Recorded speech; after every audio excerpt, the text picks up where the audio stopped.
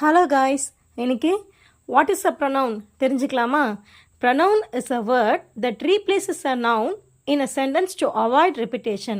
pronoun அப்படின்றது ஒரு நவுனை replace பண்ணும், அதுதான் நம்ம pronoun அப்படின்னு சொல்கிறோம். ஓகேங்களா?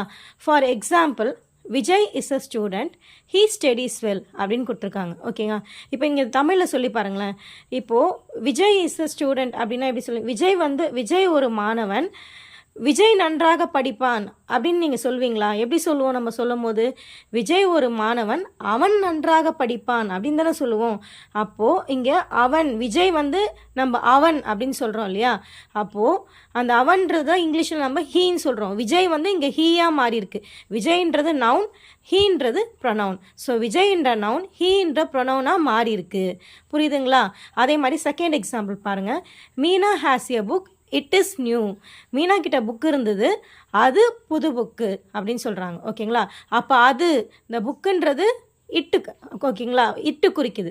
ஸோ புக்குன்றது நவுன், இட்டுன்றது ப்ரொனவுன். இதை மாதிரி நிறைய ப்ரொனவுன்ஸ் இருக்குது.